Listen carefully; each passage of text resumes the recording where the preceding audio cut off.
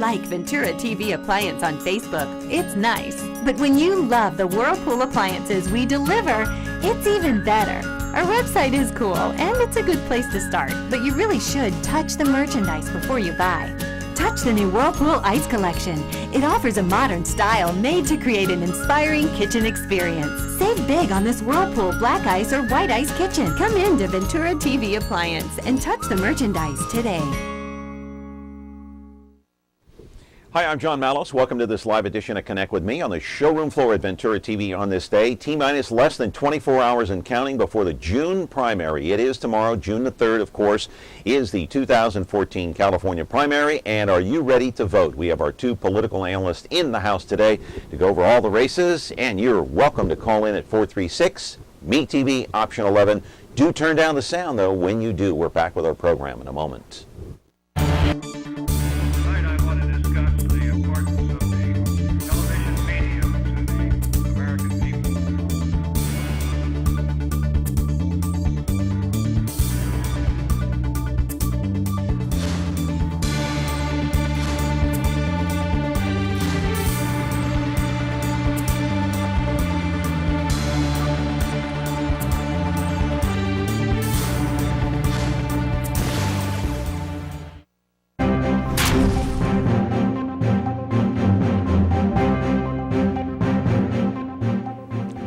And we're back here live, of course, on a Monday morning on Connect with Me, live on Comcast, channel 187 and 43.6. And this program is a 1-hour program today. We are live here at 10 o'clock because we're talking about the June 3rd primary, which happens to take place tomorrow. Incredible. But before I get into that, an incredible weekend, and just want to talk about the fact that, my two favorite teams won over the weekend. They swept, the Giants won 3 out of 4. The A's swept the California Angels.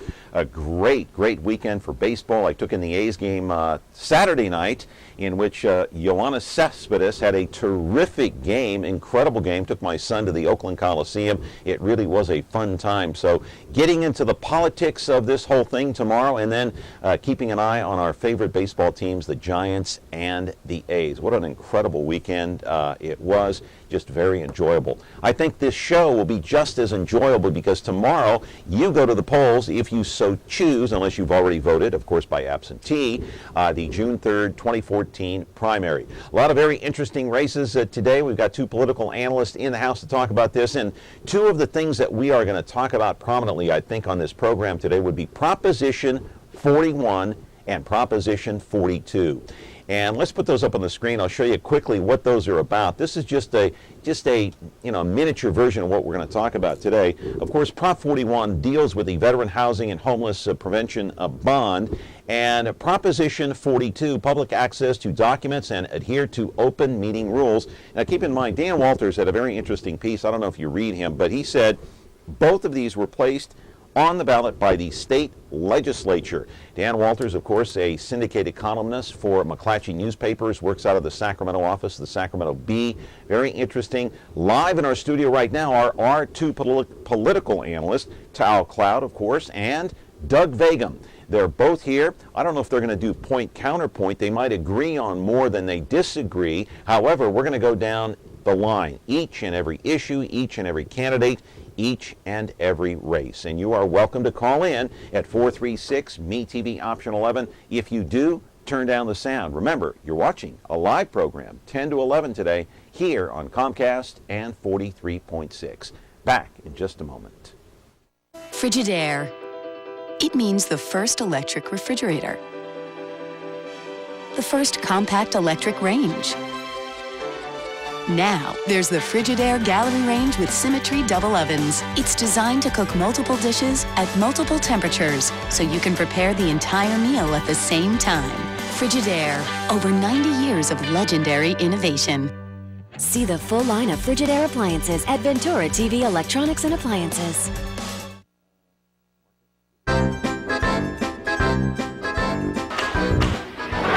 Don't you ever hit me again!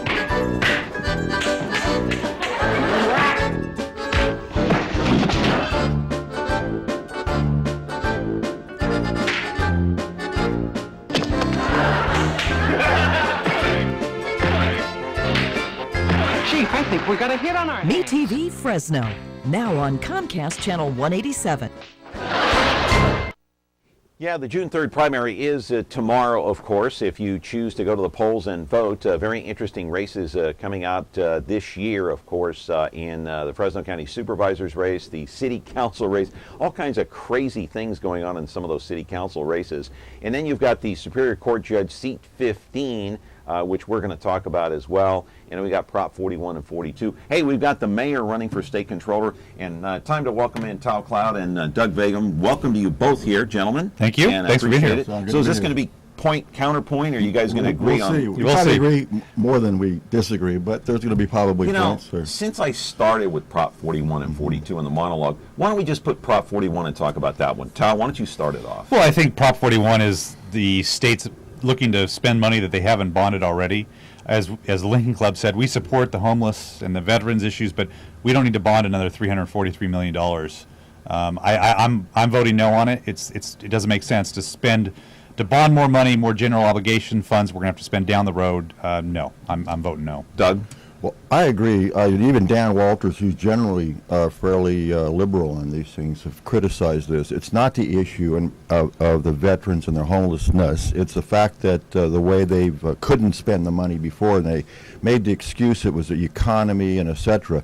You know, we have cities all over this state, including Fresno, that have housing authorities within them that are begging for money. They didn't come down and make the extra effort to say, can we work together? Now they want to create a whole new empire up there to add another, well, actually it would be 1.1 billion if you add the 600 million and the 500 million they're going to leave behind. Right. Okay, now the fact of it is veterans deserve everything that we can possibly give them. But if you just start throwing money around, and they really don't even accurately say how this is going to be spent. People that say that we're not doing enough for veterans. There are too many homeless veterans. But I do want to quote Dan Walters just for a minute out of the Sacramento Bee. He's a syndicated columnist, though. He said the fact that this thing is not going to create more taxes is untrue. He says it adds new debt because while the bonds were authorized previously, they don't become debt until they are sold. That's according to Dan Walters. Is that a true statement? That's correct. That's very true, and that's why we're opposed to it. Is why are we going to go sell bonds that we haven't? The original purpose of the bond, they did not sell for that purpose. So we need to move on and not fund these bonds. The legislature is always looking to spend money, and this is certainly not the way to do it. How much more money would it add to the debt? $50 million a year, because of the fact that the interest rate alone, if they went and sold them all, it'd be a $50 billion a year load on the state of California. In addition to what we already have. The $350 billion that we already have. Whatever it is. You agree with that, Al? It's $50 million a year, I think, in interest expense, and that takes away from police, fire, and education. It's a big old no-brainer. So why are these two on the? Why is 41 on the ballot? Because it deals with veterans, right? Well, it deals with veterans, but remember, you've got a mindset at the state legislature is spend first, think later. And they are rushing to spend this money, and the fact of it is the veterans are a very important item right now and focused all over the nation. Unfortunately, we don't have the Republicans up there with a backbone to stand strong and air these kinds of things, and there was 0 votes against it. So to move this money into a new direction. Look, nobody's against veterans. You just do it the right way. Do it the right way, and they're not doing it the right way. And given what's gone on in the VA nationally with the scandal, this issue may propel this to victory. I think we should vote no, but there's bigger forces out there. I was just going to ask you that, just based on what's going on nationally, this thing may pass. Well, you have a low turnout. That may make some changes, but the fact of it is people will vote for something that has veterans on it. They could have done it a whole different way, and that is to bring that money into the communities that already have housing and community development are begging for money. The proponents of 41, were they deceiving in the way that they promoted this, in your opinion, Tal? I think they're somewhat deceiving, but again, it's veterans. You put veterans on there, people, oh, we got to help the veterans, and they vote yes. The reality is once you go deeper in this issue, you realize this is going to put a great burden on the state of California, and it's going to take money away from police, fire, and education. I think it's the wrong way to legislate. And if they put their shoulder to the wheel, they could have accomplished the task that they're saying they wanted to accomplish with this, unproven yet because it's just a bunch of rhetoric. Yeah. And now we hear more rhetoric, more money, and everything's still unproven. So we all ought to be And suspicious. you just wonder if they throw, X amount of dollars at this thing, if it's really going to get solved anyway. It's not going to be solved, and the reality is it's just state of California throwing money at a problem that they don't have and we have to borrow. So it's crazy. Okay, let's put up Proposition 42 once again. And another interesting one that was thrown up there by the state legislature deals with, of course, public access to documents, adhere to open meeting rules. Here's another one. I hear a lot of people say, anytime I see a proposition, I just go across the board and vote no. I mean, is this one of those propositions also? What do you think about 42? Well, the legislature had passed a state mandate to the communities that they said that they would pay for. They made it a mandate. So under the mandate rules, that if you prove that the requirement by the state is a mandate, you can go ask for money. This takes that ability away from the communities to go get money to offer up public information. I agree with this. So you like 42? It's a burden on the local communities that if public information is public information, if your whole agency isn't set around that, you should go rethink your whole agency. And that's why I support 42. As do I. I support 42 as well. Yeah, okay. And Dan Walters, apparently in his column, thinks it's and I keep referring to him, but he's almost like a senior advisor of the state of California in terms of political analyst, because he's been around so long. Absolutely. So just go to Dan Walters, just Google him, and you can see any of the articles that he's written regarding this primary and any others that have taken place. And he strays away from the big past. Editorials every once in a while. Yeah, he does a good job. Dan does a great job. Dan's very knowledgeable. Great research. No question about it. Let's go to Fresno City Council, District Number 1. And let's put up the candidates running for this one. Very interesting race in this one. And I've said it before, and I'll say it again. You really have, I hate to say this, it sounds rude and mean, but you have a bunch of no-names up there. Don't you? I don't think they're no-names. You have people that have been involved in the communities at different levels. I think certainly the top two are going to be Kerry Catalano and Soria. Rama Dawar may have a chance to come in second, but I doubt it. But you have the mayor behind Kerry Catalano. He's been an activist for a long time within the city of Fresno. And you have kind of the newcomer, Soria, who's works with the Perea organization. She's raised the most money in the field, and she's walked all the precincts. And I think you're going to see those two as the top two in that race. I agree. The fact that what concerns me, though, and I would never put a disparaging remark on anybody that stands up to run. It's our community. Right. They are deserving to run. I'm not putting anybody down. I'm just saying that a lot of people, and Kerry Catalano, by the way, a lot of people associate him with the old Catalano's Market. No relation. Right. So I'm just saying that all name ID is good name ID. Name ID is not with these candidates, though. Well, no, but everybody has a no name ID. You'll get to some candidates later that have made name ID just by running $1 gazillion worth of ads. Right. But the fact of it is money speaks in politics, and who you know and how much they support you is a big, big difference in any one of these races. Now, you always got to watch when you go look at the campaign contribution list, and I know Tal probably knows this better than I do. You could get the Tal cards and see where they're going and what the money's running and all that kind of stuff. And some of these folks enjoy their own community, and some of them enjoy their constituency and their base, who they're talking to, and they'll pour money into that. Some of these thought they would get a lot of money because of who they were. In the West Side growers and stuff like that, it didn't come in. And I want to put up that list one more time and just go over the names just real quick. And Tal, let's start with you. Okay. And I know you know Kerry Catalano. Right. Doesn't he align himself more with the Conservative Party and more with perhaps Mayor Ashley Swearingen than Esmeralda would? Well, without a doubt, I think he lines himself with the mayor. I'm not saying he's not conservative by any stretch. I think the biggest problem that he's had in this race is he's told everybody what they want to hear. And that's why he's trying to please everybody. He's trying to please everybody. He tells conservatives one thing, Democrats another. That's always a problem. Whereas Soria, I think, is a Democrat. She clearly aligns with Perea. She's part of the Perea camp.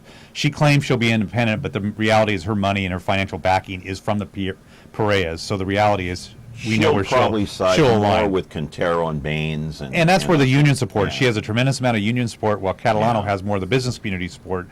Yet, he's not a conservative by any stretch. Doug, let me ask you, and I'm not endorsing any candidate, but would Catalano understand government better maybe than Esmeralda because he is a businessman? Would he favor business if he got in there? Would he more align himself with the mayor? I don't know.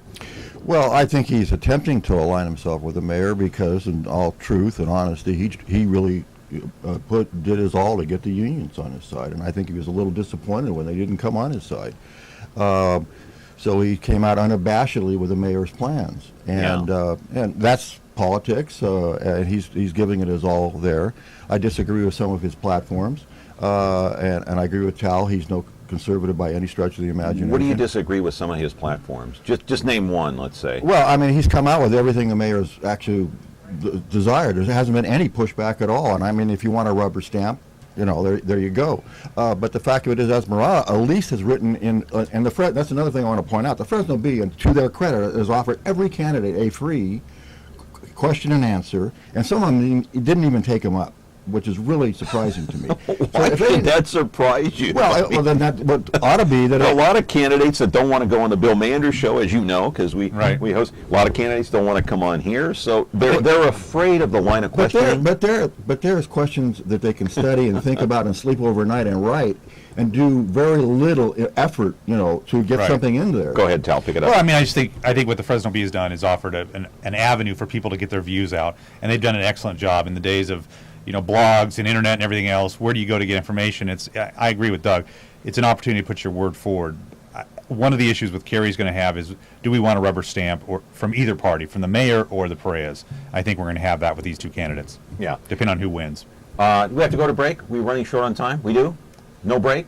Oh, we go to break. All right, Tom Cloud is here. Doug Vagim is here, going over all the candidates and the races here. More to come on Connect with Me. Hey, feel free to call in because you're watching us live here between 10 and 10:30. We'll be here until 11, so you got plenty of time, 45 minutes to call in. 436 MeTV option 11. Do turn down the sound. When you're looking for KitchenAid innovation and quality, who has the answers, the selection, the price? Ventura TV Appliance. With billions in nationwide appliance buying power, more than Home Depot and Best Buy combined, we'll help you save. Our low prices on Energy Star qualified KitchenAid appliances save you energy and money, and pay no interest on select models when paid in full within 12 months. Ventura TV Appliance, serving you since 1951.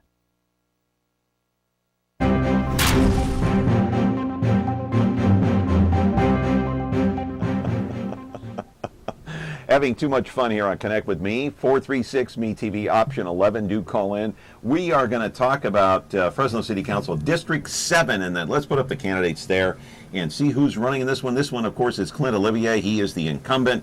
And, I guess we could talk about Mike Wells and that flyer that he sent out, which was really ridiculous. I mean, come on. I mean, he accepted blame. There it is, right there, the Auschwitz building.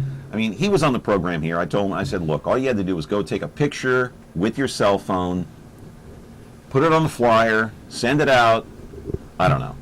What do you guys think? I mean, the reality is he's backed by the unions that cannot stand Clint Olivier because of his stance on some of his policies to make Fresno City a much better community.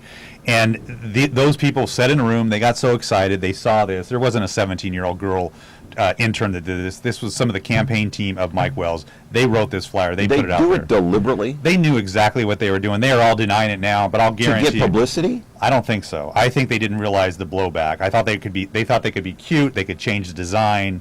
I mean, I'm sorry, but the unions behind Mike Wells, they can't stand Clint, and that's why they put this forward. Good morning. You're on Connect with Me. Your question, please. I know you're off of the District 1 already, but I wanted to put out there for your consideration. I saw Ramadwar being interviewed on your show, and he seems like a highly viable candidate, and he seems well-placed and has friends in the right places. It's just kind of a hard, long road to hoe for him, but I think he should be given due consideration. The guy is really intelligent, served time on the Planning Commission and other civic duties above and beyond the call.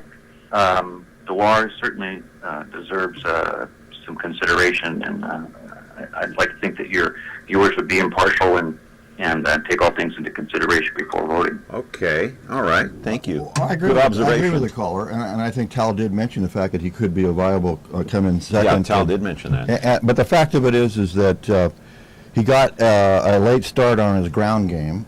His signs didn't really get up in a very big way at all. And the fact of it is, when you look at his contribution sheet, he does have a cross-section of his community.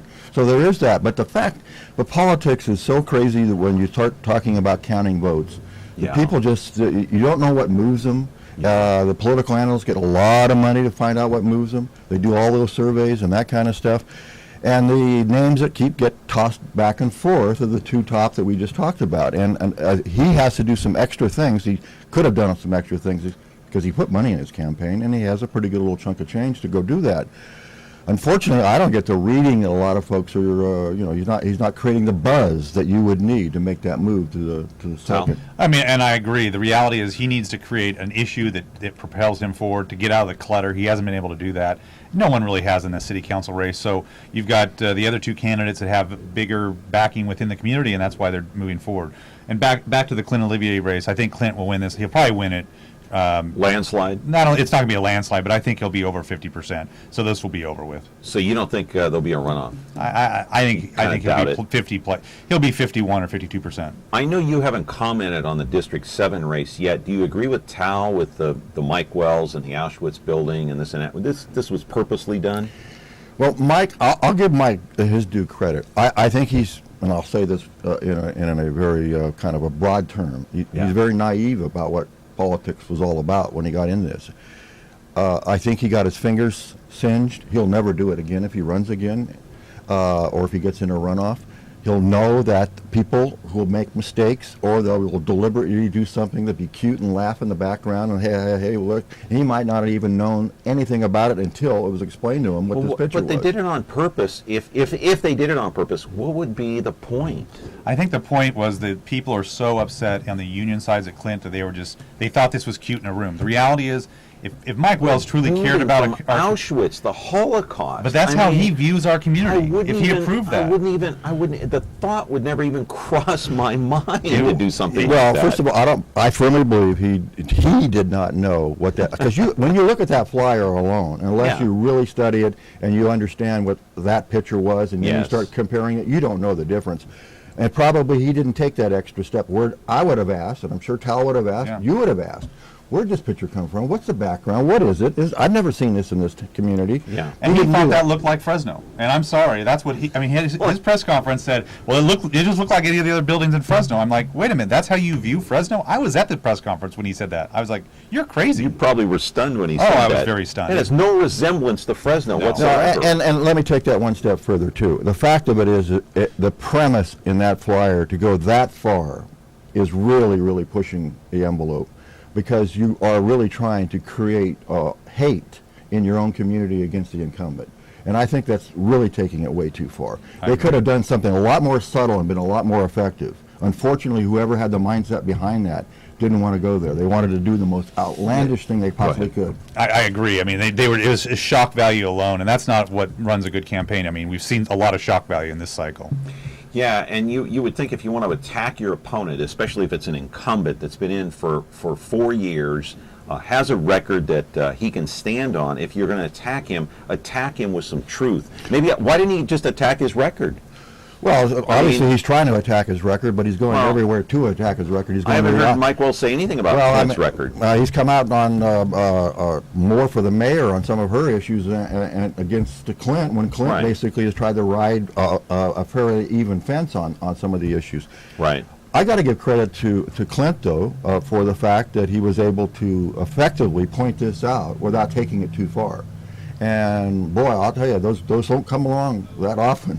In other words, what you're saying is Clint didn't cross the line and overdo it. But one of the things Clint's been criticized for is he voted no on BRT, Bus Rapid Transit. But his no vote changed the entire Bus Rapid Transit, improved our overall busing system by a more efficient model, saved millions of dollars. Theoretically, I think with this new bus director, they're now going to be able to have a bus service between Fresno State and Fresno City, which will help Clint's district versus the monstrosity they wanted to have before. So Clint's done a lot of good things for his district. But he's also been criticized for flip-flopping on Measure G and he's been criticized. He flip-flops on BRT and made it better. I mean, that's what he should be doing. I'm not saying he didn't, but I'm just saying he tries to please a lot of people too. And I think he's done a good job. Okay. And as long as he doesn't flip-flop on the water, I'm very happy with him. I think it's going to be a runaway, though. I don't think Clint has any competition in that race. Well, this is a low turnout race, and the flyer was aimed at the demographics party-wise, and that's what they were trying to do. You don't know in a district that actually has so many more, and they made an issue out of the party that may even be a backlash. And see, this is a race where name recognition takes precedent. There's no question. Clint's got the name recognition head and shoulders above. Anyway, we're going to continue here on Connect with Me, 436 MeTV option 11. Do call in if you want to. Back in a moment. When you like Ventura TV Appliance on Facebook, it's nice. But when you love the Samsung big screen we deliver, it's even better. Our website is cool, and it's a good place to start. But you really should touch the merchandise before you buy. Time for that upgrade to an HD 3D web-enabled Samsung TV. Get the best selection, price, and service in town without waiting. Come in to Ventura TV Appliance and touch the merchandise today.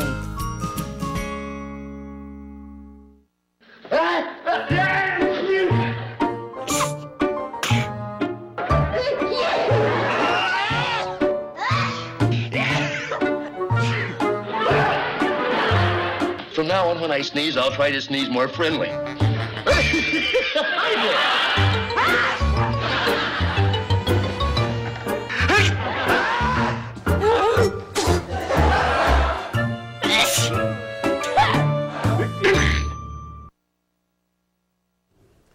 And back here on Connect with Me, talking politics, 436 MeTV option 11. Do call in if you want to. We're live between 10 and 11 today. It's a 1-hour program today, a 1-hour program tomorrow, and back on Wednesday, we're going to revert back to our half-hour format from 10:30 to 11 as we deviate and steer away from politics for a while. Anyway, getting back to that District 7 race, that City Council race, it's pretty much all over. And just one final thought about that race. And that is, now Clint, of course, 4 years in, does he align himself with the mayor, or is he more middle of the road? I think his district requires him to play what's best for his district. He's not a North End district. He's not a South End district. He plays the field, and he's done a very good job being on working on both sides of the issue to help his district. He's put in parks. He's cleaned up prostitution. He's done a lot of things to help his district and the city of Fresno. All right, go ahead. And I agree. The fact of it is, I think in his second term, he'll have a little bit more freedom to be an independent voice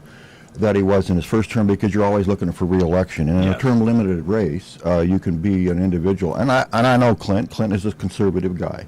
It's just the fact that he has a very high wire to walk, and in a district that, as Tyler is explaining, you have to be very, very careful that you're answering all the questions to all the people you're serving. There is a lot of crime in that district. Well, there's a lot of crime everywhere, okay? And, and the fact of it is a lot of crime is because of poverty, and a lot of crime is because it's you got a bunch of folks that have a lot of kids who are walking the streets, who don't know what else to do. We've gotten rid of our parks program, basically. We've gotten rid of our after-school program to any sense. And so you have a lot of free time on your hand. You have free time on your hand, and you got places to go buy drugs and that kind of stuff. You got trouble. Truancy in Fresno Unified. And it's always been a problem in Fresno Unified. Let's go to Fresno County Supervisor Race District 4. Let's start with that one. Put that race up on the screen there if you can, and they're nodding their heads. They're going to put them up. So what do you think about this race here? Because you got Judy Case, Phil Larson, of course, retiring. Judy Case out of District 4. Let's put up the candidates for District 4, please.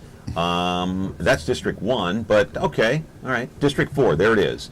You've got Parra, Rapata in this one, Gomez. Buddy Mendez was here the other day on Friday. What do you make of this thing? Doug?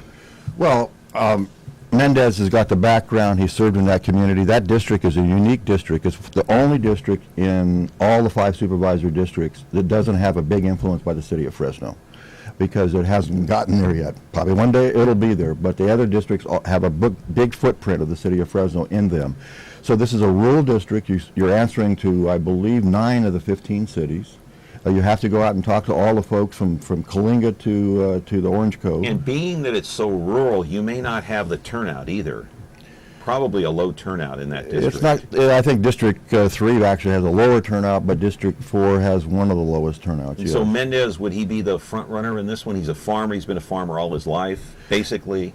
Well, with that many candidates, whether he gets 50%, I'm not sure. But I believe the fact that the others have not been, Danny Parra has put himself out there. We all thought the Fowler mayor would give him some ID, but it's not. Now the other fellow, I can't remember his name. Rapata. Yeah, he's put a little bit more effort in. He seems to have a little bit more following.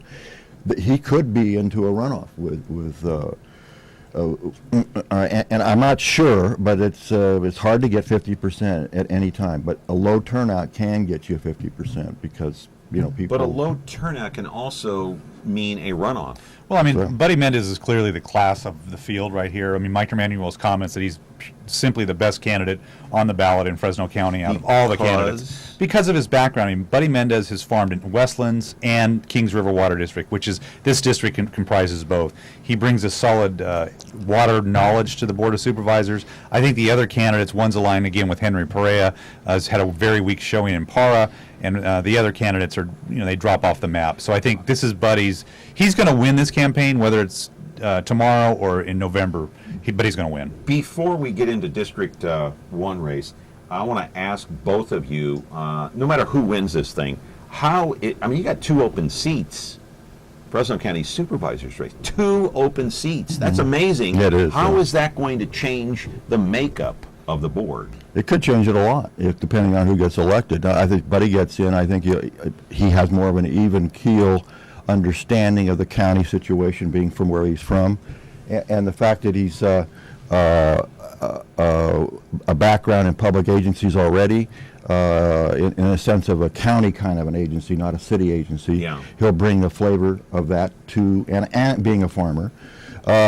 But of course, District 4. Now remember, that's the Judy Case district that she's retiring. Right. That covers Sanger and all the eastern part, and to Kalinga. It goes all the way to Kalinga. Yeah. So I asked somebody at a doctor's office the other day, a fellow waiting room patient. I said, "What's going on out there politically? How's the DA's race playing out there? We've seen nothing. No one even got in their horn-toed parade." Can you believe that? In the previous years, they'd have all these candidates going up and down the street in the horn-toed parade, which is a big deal. Well, Buddy was in the parade. She must not have seen it. He was in that parade. Okay, well, good for. But I mean, I think the way the Board of Supervisors is going to change is you've had a very strong alignment with Judy and Phil. And I think what's going to happen now is... You mean they were the leaders? They were the leader. Okay. I mean, and Phil and Debbie, I'm sorry. Debbie and Phil and Judy. It's kind of a very strong block. Then you had Andreas and kind of in nowhere. He wasn't with either one, and Perea. I think what's going to happen now is you're going to see Buddy Mendez and Andreas are going to be kind of controlling the debate. In the thick of it. And then you'll have Debbie on one side, Henry on the other, and then it's the other seat, the District 1 seat. Who wins that seat is where the balance goes. But it's going to be a more moderated. There'll be a lot more debate, I think, in the supervisors. But the issue. So they're not going to agree as much as they do now. I think there's going to be a lot more swing votes, where it's going to be 3-2 votes versus 4-1 votes. In the Board of Supervisors, the issues drive where the 3-2s are. It's not a aligned personality. Sometimes it is. On rare occasions, you get people, dug in with their personalities, but the personalities often are washed away with the issues themselves, and the fact that Buddy brings, I believe, a more rural flavor. He'll align himself more with the rural supervisors than he does with the city supervisors. Call coming in. Caller, you're on the air. Go ahead. Good morning. I'd like to clarify a misconception. Dan Parra was at the Horn-Toad Parade, and he's also a longtime resident of Fowler, and I've seen him in action. And Fowler's the kind of place, if somebody comes in my yard, 3 people will tell me, and 2 people will tell me if they're from town or not. That's the kind of guy Dan Parra is, and I support him strongly. That's a great part of a talking show because we can get straightened out. But see, the fact of it is that that person who went to the thing didn't see those folks. So that's an issue of how much they are getting themselves out there, how much advance they're getting out there with a paper or something like that. So look, I credit every candidate who ever wants to run for office, and I give them all the credit in the world. What does it take to run for office? It takes opening your life up for everybody to see. It's a it's a proctology exam right there in the public's view. I mean, these people, I agree with Doug. If you run, I've run, Doug's been elected.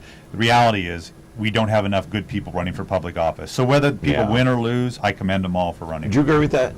Not enough good people running? Well, I think people could run who aren't running because they just don't want the exam, and particularly the financial disclosures is really. That steers a lot of people away. Because people have portfolios they just don't want to show, but that shouldn't. Is that mandatory? Yes, it is. But it shouldn't. Unfortunately, people are too sensitive about it. I believe that what it means to other people, it doesn't mean that much. It means a lot to you, but some people just don't want to do it. See, I'm not worth millions, and I don't have much of a portfolio, so I guess I could run. I'm not embarrassed by it, so I'm not a millionaire. All right. We're going to continue with Tal Cloud and Doug Vagim here on Connect with Me, and you can call in at 436-MeTV option 11. Be glad to show my portfolio someday. Not a problem. I don't really have one. Back in just a moment. When you're looking for Whirlpool, innovation and quality, who has the answers, the selection, the price? Ventura TV Appliance. With billions in nationwide appliance buying power, more than Home Depot and Best Buy combined, we'll help you save. Our low prices on Energy Star qualified Whirlpool appliances save you energy and money and pay no interest on select models when paid in full within 12 months. Ventura TV Appliance, serving you since 1951. We're back here on the show, and time to talk about Fresno County Supervisor, the race in District 1. That's the Phil Larson seat, of course, and let's take a look at the candidates in that race, District 1. And, this one, Pacheco, Brongjong, and Yep. I don't know. I can't call this one. Let's toss a coin. Well, I think that this race, really what happened is Gary Yep got in the race way too late. He didn't commit. He messed around, took too long. Once he got in the race, he's made a pretty strong showing, but he's going to be deep in third place. The reality is it's going to be Pacheco and Brongjong. Brongjong had a terrible showing a couple years ago for Congress and just got whooped by John Hernandez. So he's trying to make a comeback, so to speak, even though he's on city council. And he's termed out on the council. He's termed out on the council. He's going to have a tough time winning in November, but it's going to be a runoff. Yeah. Well, first of all, the city council member who runs for this seat in the previous two elections, that was Dan Ronquillo and Cynthia Sterling, always start out with a 3,000 vote advantage out of that city section. Really? Yeah. So that means the county guy has to go really get a lot more votes from the county in a disproportionate way. Mr. Yep is taking Brian's vote, and they're going to split that a lot. I think Gary has run an excellent campaign from the start that he got. And he put a lot of his own money in, and he's a committed individual. The fact that Brian has a broad base support, a lot of the Darren Collegian support is with him, Phil Larson support is with him. The fact that he is a ag person out there and is on the school board. They've attacked him to be on the community hospital board. I think that was a cheap shot, to be honest with you. Yeah. The fact that Jean Blanc is a very, very nice individual. He's, I disagree with him suing me, but other than that, he's a good guy, and he will have the advantage of that city recognition in that dense area where that district part of it in the city of Fresno. The problem that he will have to overcome, though, is identifying himself to the county people. And right now, with the folks that are coming on board at the last minute, they're just going to pile the money on. That turns the people on the other side of that line off. Pacheco and Zhang are pretty much opposites on the political spectrum, are they not? Well, they're both Democrats. Both Democrats, yeah. They're both Democrats, but Pacheco is... How would it change if Pacheco got on there versus Blanc? Well, I think... The board, that means. Pacheco's going to align himself more with Debbie Pachegian and the conservative side. I think Blanc will be more with Henry. That's what I'm talking about. Blanc and Henry, there's no love lost between those two. They're not tight with each other. Yeah, that's one race where a Democrat's not involved. They may both be Democrats, but they're opposites in who they would align themselves with. Right, but on the board. I think it's interesting that Henry Perea they're not doing much to help Blanchong. There's a little battle there. And they're not. Why is that? It's they want to have their stuff. Yeah, petty stuff. They want to have their kingdom, and there's not a lot of action going on right there. It's going to be interesting to see what happens in November. But the polling I've seen is it's definitely going to be Brian and Blanc, and it can be who's going to come in first. It's going to be plus or minus three or 4 points. Might as well take a call here. Good morning, caller. You're on the air. Go ahead. Yeah, wouldn't it be better to have a person like Bong Jong, who's been in the city council, go into the county council because he knows what issues, and since the city and the county never get along, wouldn't it be a better thing for both? Well, look, he's got a background, and there's no doubt about it, and he's had a lot of votes on the city council, and he's taken positions for and against things that maybe some of the folks in the county don't agree with. He's trying to articulate his point of view that is aligning to where the county constituency would see him fit. The problem is he's got to get that message out. He hadn't really, the money he had early on before the unions, and they always do this, they always start late. I don't know what happens if they're throwing darts at a dartboard to figure out who they're going to support. I'm not sure, but they always pile it in, and when they pile it in, they make up a big difference. But the credit to Jean Blanc is he did get his community of Hmongs to support him. I mean, lots of. Is that a big deal? It's a big deal, and and the fact of it is that they didn't disenfranchise him. He's part of them, and they recognize that. What's really surprising to me, though, as a two-term member of the city council who was endorsed by the Fresno Bee 2 different times with glowing editorial. Not only being endorsed, they expunged him from their editorial. It's like the Romans taking the face off a statue. He was just gone. I mean, that's right. I forgot about that. One of the problems Blanc has is he sued the county. I mean, as a city of Fresno, he's part of the lawsuit against the county. Yeah, that's not helping things out. It's not in his favor, is it? So Blanc's going to have trouble in November because I don't think his message is. Who do you guys pick in that race, by the way? Well, I think Brian will. I think will come in number 1. Blanc will come in number 2. Gary is going to make a difference, and if Gary brings one of them down, there's a slim opportunity. Who's Gary going to bring down? Would it be Blanc or Brian? He brings down Brian because he's attacked Brian very aggressively. Right. Okay. Brian's going to win in November. But Brian, one of the issues that he got hit on was the fact that he used a logo that looked like a Republican elephant. I didn't see it until it was reprinted, because I'm not in the district, but. The fact of it is, if anybody is what was defined as the old Valley-crat, Brian is that. I mean, he is a conservative deep down.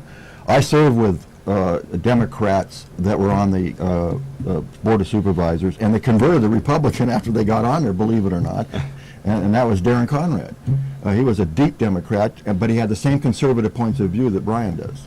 But Tal just said they're both Democrats. Brian Pacheco and Blanc John, but you say he has more conservative values, Pacheco. Oh, absolutely, and the fact that... You agree with that? Well, I mean, he has some. He's still a Democrat. He still supports Jim Costa. He still has some very liberal policies. He is not going to be the big conservative people hope for. I'm not convinced he's a solid conservative Democrat. Right. I think there's issues that come the board's way that even the most conservative person looks at the issue and says, I gotta vote with a more liberal point of view on this, because you have so many people of need. I think Brian will bring that same philosophy that any conservative would to those issues.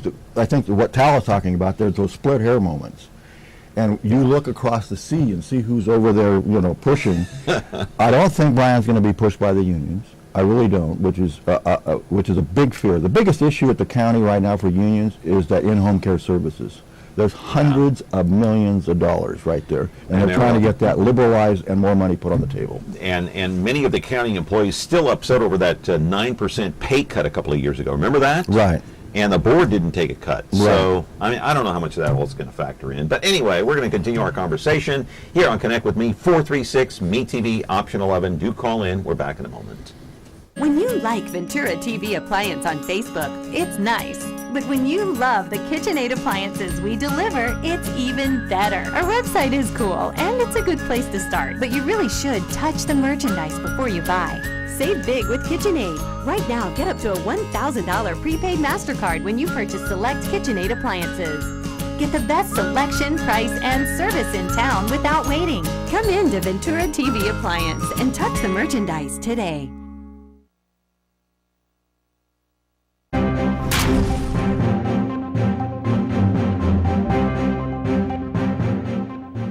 Yeah, we're going to get to the DA's race, but first the mayor. Mayor Ashley Swearingen running for state controller.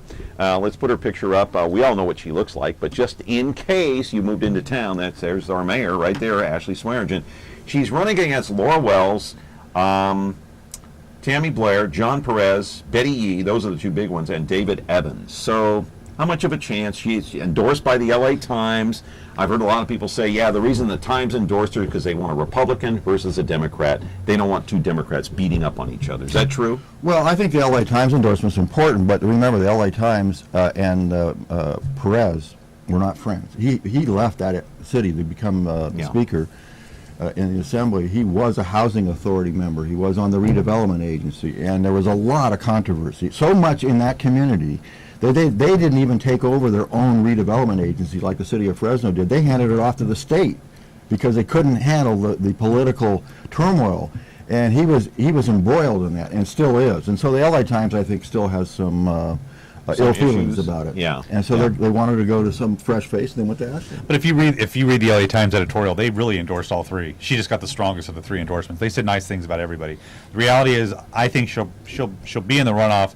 I don't see how she can win in November. If it's Perez, he's going to be very strong. But I am surprised how poorly he's done in some of the polling, given his money. And Betty Yee, she hasn't raised very much money, but she has an inherent name ID and a strong base up in San Francisco. But I think Ashley's going to make the runoff. But she was bolstered by a poll where they only asked her as the only Republican. There's two other Republicans besides herself on the ballot. So her lack of name ID is going to be a challenge statewide, so she may come in second to the Democrat. Who's got the bigger name ID? Would it be Perez or Yee? Perez, no doubt about Perez? it. Yeah, because LA County knows Perez. Perez plus the state ID he's had. Yee has a strong following because she's been on the ballot so many times as an elected. She's a Board of Equalization member and has been for 3 terms, and that is 1/4 of the state. And Ashley has taken a lot of hits, a lot of criticism, including from me, especially on the Fresno Bee. She's abandoning the city. She's not paying attention to politics here. She wants higher office, blah, blah, blah. She hired this guy, Mark Standriff. What do you make of the criticism? I mean, I think it's natural criticism that people make. That's not what's going to hurt her. When she goes statewide, what's going to hurt her is her positions on high-speed rail and many of the things she's done in the city of Fresno that even the Republicans here don't like. So her problem, I see, is that she doesn't have a strong Republican backing in her base. She's in favor of high-speed rail. And that's going to hurt her statewide, but her Republican base in Fresno is not strong. And as I've had a number of donors tell me, we're giving her money to get rid of her and because we have to. Really? That's what people tell me. Unbelievable. Go ahead, Doug. Well, I haven't heard that, but Tal's got his ear to the ground closer than I do. But the fact that when it comes November, if she's in the runoff, there'll be a different flavor. They will look at Mr. Perez and they'll ask the question of whether or not he's going to rule over a very important job of being an independent authority as a financial watchdog of the state. That's a very important position. Mr. Evans, who I didn't even showed up in a report on the state disclosure form, but he still has his website up, which is surprising. He's a CPA and et cetera and a Republican. He has the ability to get himself into the state flyer. Ashley couldn't even make the state disclosure flyer that we have, but yet he's not running a campaign. So, caller, go ahead quickly. In the opinion of your guest, if the mayor makes it to the state office, is there a possibility that maybe she could give back to Fresno? You think she'd be in a position maybe to exert influence on other politicos, and maybe this might be a win-win for everybody? Nobody seems to be examining that point of view. Well, I mean, I think the reality is she can, if she's elected statewide, she'll have the ability to help our community without a doubt, and certainly she will because she's based here, her family lives here. And she'll probably even have her state office here if she gets elected. Yeah. But I don't think... Is she a true Republican, in your opinion? Oh, without it, no way. I mean, she's not a Republican. I think she's only Republican because it's convenient, and that's what helped her get elected. But her beliefs are much more liberal. She may have some conservative beliefs, and she's done a much better job than Alan Autry has. The reality is her beliefs are very liberal. On the brink of bankruptcy last year, the city of Fresno. So how could she run for state controller? Many people asking that question. Well, state controller is not a policy-making body. It is a watchdog. And in fact, the state controller had come in and taken $26 million of city redevelopment money that they said were spending on authority. The city went up and sued them to try to get that money back. I don't know if that's still at the appellate level or not, but will she have that same independent look? Yeah. Or will she say, gee, I know that's $26 million, just keep it there? I hope she has an independent look, and I hope she articulates that strongly, because that belongs to all the communities in the state, not just Fresno. Doug Vagim is here. Tom Cloud is here talking politics. We're going to get to the DA's race after the break here on Connect With Me, 436 MeTV, option 11. Do call in. We're back in a moment. Frigidaire. It means the first electric refrigerator. The first compact electric range. Now, there's the Frigidaire Gallery Range with Symmetry double ovens. It's designed to cook multiple dishes at multiple temperatures, so you can prepare the entire meal at the same time. Frigidaire, over 90 years of legendary innovation. See the full line of Frigidaire appliances at Ventura TV Electronics and Appliances.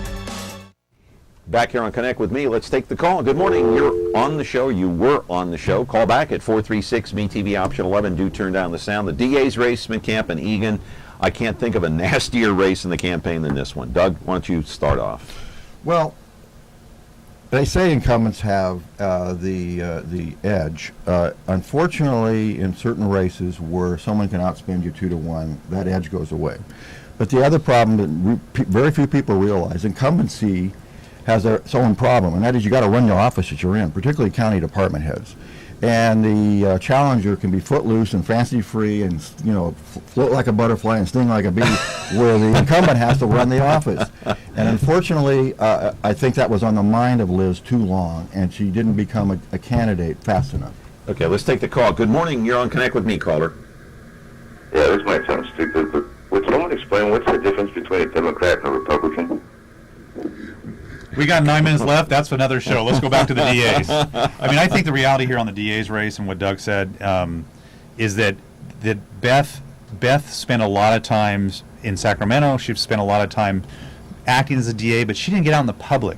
So for 12 years, she was just doing her work, whether it be in Sacramento or in her office. But she wasn't out in the public like the sheriff has done. And so when she was defined by Smith Camp with all of her money, Beth didn't respond very quickly. I know she hasn't been on this show and a number of other shows she's failed to go on. And actually, I've had people tell me on other shows I've been on, when she comes on, she's great.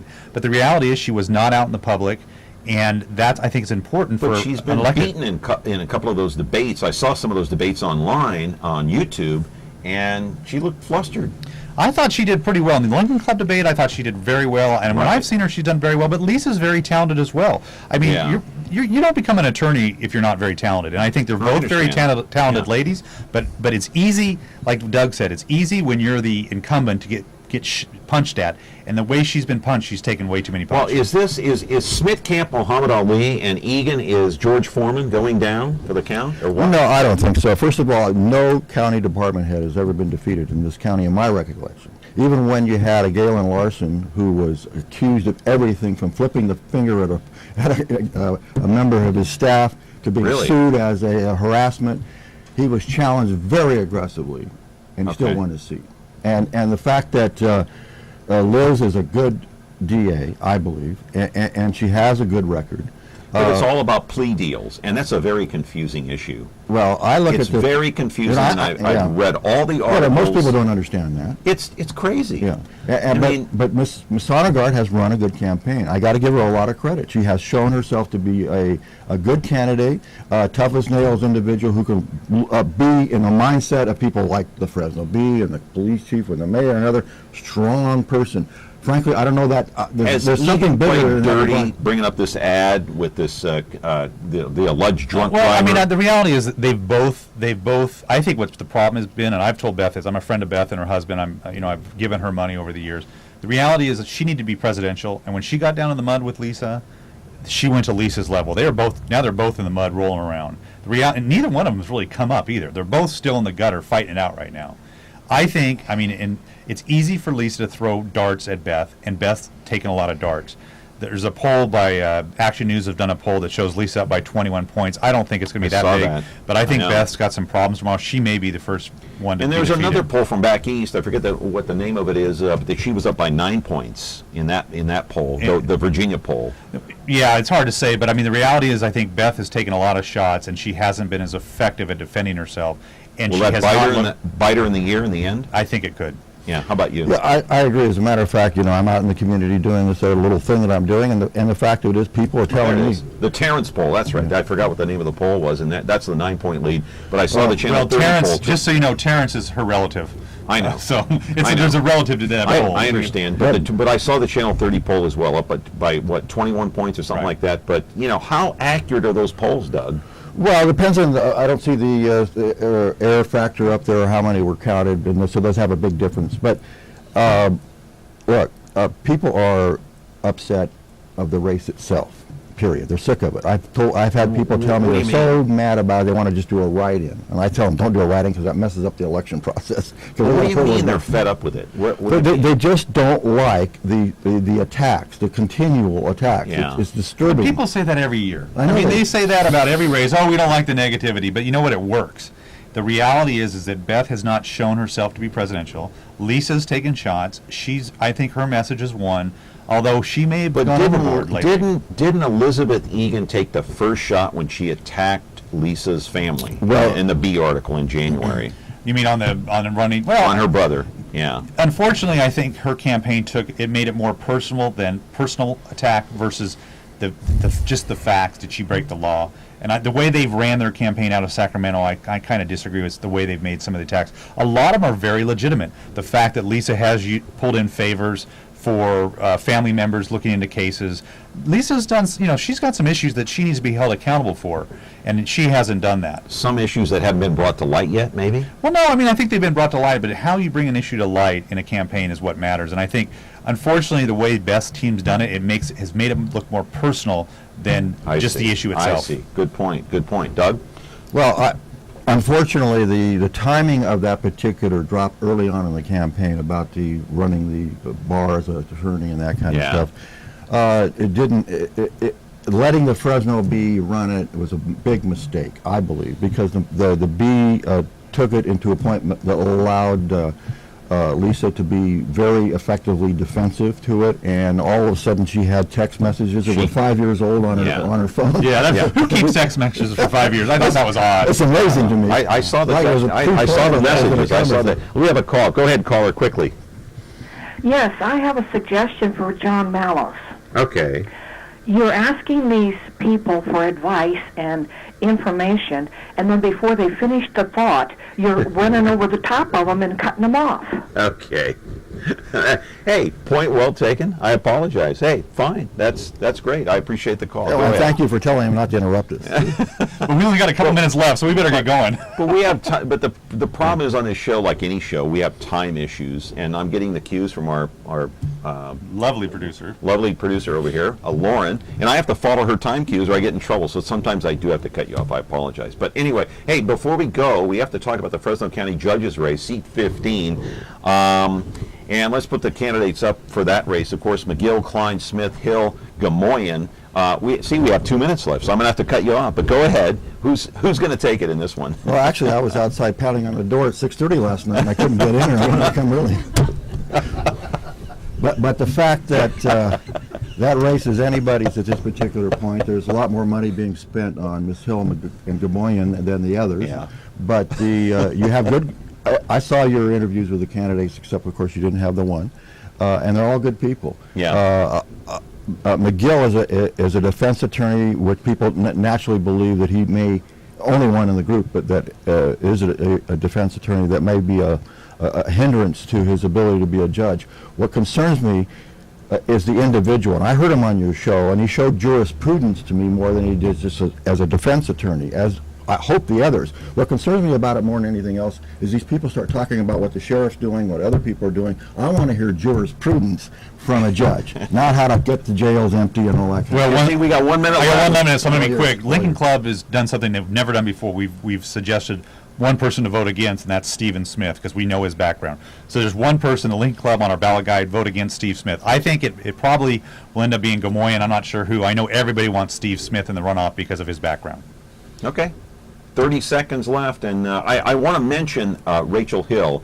She was scheduled to come on last Friday. She called me at 6:30 the night before and showed up here at the studio and said, I'm here, can we do it tonight, the interview tonight, because I can't do it tomorrow. And I said, well, unfortunately, Ventura TV is closed, and she never did show up the next day. And that's crazy. That is kind of crazy. Because it's fun being on your show. I'm going to cut you off. It's fun being on your show. And I've met Miss Hill, and she's a very nice person, too. But listen, you've been a host. You know time constraints. When you got to cut somebody off, you have to go with the flow. Anyway, we're out of time. See, I got to cut you off. Just go to lowerwaterbill.com. That's all I asked. I know. We didn't even get to your water rates. Just go to lowerwaterbill.com, and I'll give you all the information. Hey, election night, come to Downtown Club tomorrow night. All right. Downtown Fresno, it's a fun place to be. Thanks a lot. Tal, Doug, thank you much. You guys are gentlemen. Man. Thank you very much. Hey, we'll be back tomorrow on Connect with Me on the showroom floor of Ventura TV. Hope you can join us on Comcast and 43.6. Have a great day.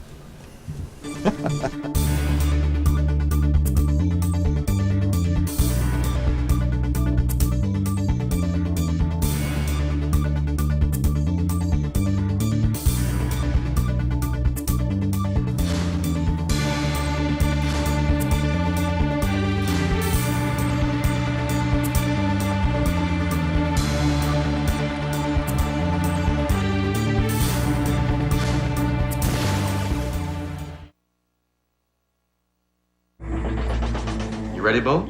Let's go. Dr. Shields activated, Mr. Sullivan. Automatic, sir. And we're pushing to the limit. Situation critical. Base of action. Can't break loose.